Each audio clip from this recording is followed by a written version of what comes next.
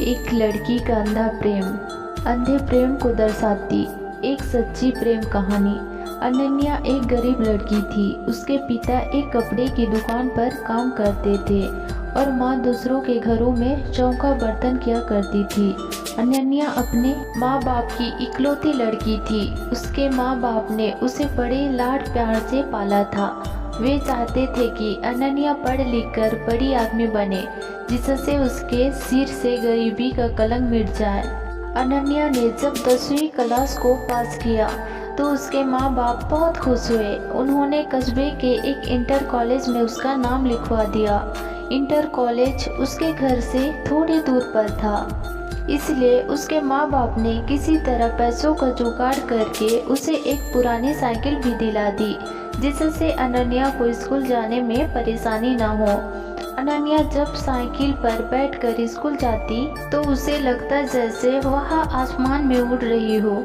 यह उसका बहुत पुराना सपना था जो उसके माँ बाप की वजह से पूरा हुआ था। इसलिए वह रोज समय से स्कूल पहुंच जाती और मन लगाकर पढ़ाई करती। लेकिन एक दिन अनन्या की जिंदगी में एक नया मोड़ आया। दोपहर का समय था। स्कूल से छुट्टी होने पर उसने अपनी साइकिल ली और घर की ओर चल पड़ी। लेकिन अभी वह थोड़ी दूर ही पहुंची थी कि पीछे से आती एक बाइक उसके बगल से गुजरी। बाइक को जो लड़का चला रहा था वह उसका हम उम्र ही था। लड़के ने थोड़ा आगे जाकर अपनी बाइक रोक दी और अनन्या को रुकने का इशारा किया। अनन्या उस लड़के को अक्सर रास्ते में देखा करती थी। जब भी वह स्कूल आती और स्कूल से जाती तो वह लड़का सड़क के किनारे खड़ा उसे निहारा करता था। शुरू में उसे देखकर अनन्या को बहुत गुस्सा आता था, लेकिन धीरे धीरे वहाँ से अच्छे लगने लगा था। इस तरह से रास्ते में रोके जाने से अनन्या घबरा सी गई। पहले उसका मन हुआ कि वह अपनी साइकिल आगे बढ़ा दे, लेकिन फिर न जाने क्यों सोचकर उसने अपनी साइकिल में ब्रेक लगा दी। वह लड़का अनन्या के पास आ गया और धीरे से बोला, मेरा नाम सुमित है। मैं रोज आपको स्कूल जाते हुए देखता हूँ।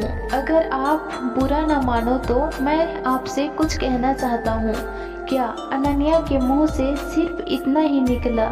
सुमित ने अपनी शर्ट की जेब से एक गुलाब की कली निकालकर उसके हाथ में थमा दी और उसकी मुट्ठी बंद करते हुए बोला, मैं तुमसे बहुत प्यार करता हूँ। उठते बैठते सोते जागते हर समय बस तुम्हारे बारे में सोचा करता हूँ। मुझे कुछ भी अच्छा नहीं लगता है। सुमित और भी बहुत कुछ कहना चाहता था, पर अनन्या ने उसके होठों पर हाथ रखकर उसे चुप करा दिया। तो आपको मेरा प्यार कबूल है? उस लड़के ने अनन्या की आंखों में आंख डालकर पूछा।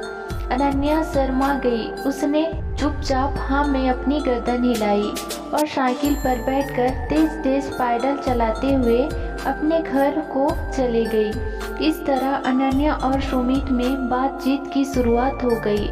सुमित रोज उसके लिए कोई न कोई गिफ्ट लाता और उसके लिए जीने मरने की कस्में खाता।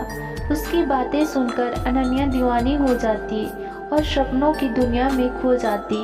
एक दिन सुमित ने अनन्या से कहीं घूमने चलने का आग्रह किया। पहले तो अनन्या ने हल्का सा नानुकार किया, लेकिन फिर वह तैयार हो गई। उस दिन अनन्या बहुत खुश थी।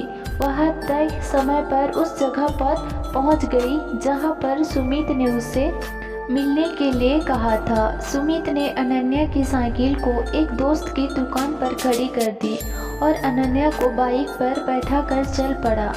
सुमित अनन्या को लेकर नदी के पास पहुंचा।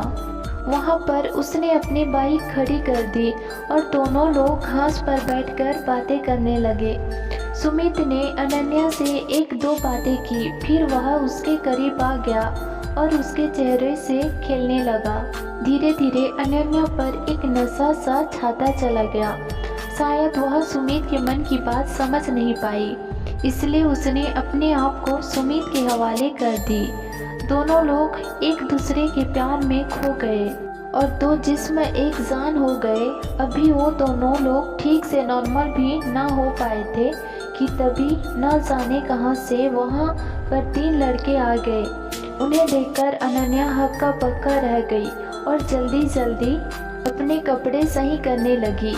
यह देखकर एक लड़के ने उसका हाथ पकड़ लिया और अपने पास घसीटता हुआ बोला, इतनी भी क्या जल्दी है रानी, हम भी तो तुम्हारे दीवाने हैं, थोड़ा हमारा भी तो मनोरंजन कर दो। अनन्या ने कटार दृष्टि से सुमित की ओर देखा, पर वह अनन्या की मदद करने के बजाय हंस रहा था। यह देखकर अनन्या का हृदय कांप उठा, यानी कि यह सब सुमित। कुछ ही पलों में अनन्या की सहन शक्ति ने जवाब दे दिया और वह बेहोश हो गई। लगभग 1 घंटे के बाद अनन्या को होश आया। वो तीनों लड़के और सुमित वहां से जा चुके थे। दर्द की वजह से उसकी शरीर की प्रत्येक नस फट रही थी। उसकी आंखों के आगे अंधेरा छाया हुआ था। उसके सारे सपने ध्वस्त हो चुके थे। उसे अपना जीवन समाप्त होता हुआ नजर आ रहा था। अनन्या सोचती रही कि क्यों मैंने सुमित की बातों पर विश्वास किया, क्यों मैं उसके साथ बस्ती से इतनी दूर यहाँ पर आई। अब मैं क्या मुंह लेकर अपने घर जाऊंगी, अपने माँ बाप को क्या बताऊंगी। मेरा ये हालत देखकर वो तो जीते जी मर जाएंगे। अनन्या के शरीर में बिल्कुल भी शक्ति नहीं बची थी। वह किसी तरह खिसकती हुई नदी के किनारे पहुंची। नदी का पानी कल कल करता हुआ तेजी से बह रहा था।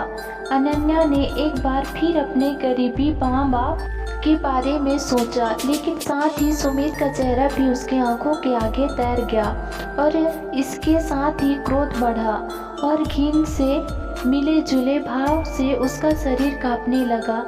अनन्या ने अपने दांतों को किटकिटाया, अपने शरीर की बची हुई ताकत इकट्ठा किया और धीरे से खड़ी की। उसने अपनी आंखें बंद कर ली, हाथों को जोड़कर मन ही मन अपने माता पिता से माफ़ी मांगी और फिर नदी में छलांग लगा दी। अगले ही पल अनन्या नदी में डूबने उतरने लगी, लेकिन अब न तो वह किसी को अपनी जान बचाने के लिए पुकार रही थी और न ही बचने के लिए संघर्ष कर रही थी। उसका मन अब भी अपने बेवफा प्रेमी के बारे में सोच रहा था। वह सोच रही थी कि क्यों मैंने उसकी बातों पर इतना एतबार कर लिया, क्यों मैंने उससे अंधा प्यार किया, क्यों मैं उसकी नीयत को समझ नहीं पाई। अगर मैं ऐसा कर पाती तो शायद। और फिर वह नदी की गहराई में डूबती चली गई। दोस्तों, किसी से प्यार करना, किसी पर एतबार करना बुरा नहीं है, लेकिन अपने भीतर जज्बातों को पहचानने की क्षमता भी रखिए। किसी की बातों पर एतबार करने से पहले उसे एक बार जरूर परखिए। किसी को अपना तन मन सौंपने से पहले उसके परिणामों के बारे में भी जरूर सोचिए, नहीं तो आप भी अनन्या की तरह धोखा खा सकते हैं, आप भी उसकी तरह ठगे जा सकते हैं। दोस्तों, अगर आपको कहानी अच्छी लगी तो लाइक और सब्सक्राइब कीजिए।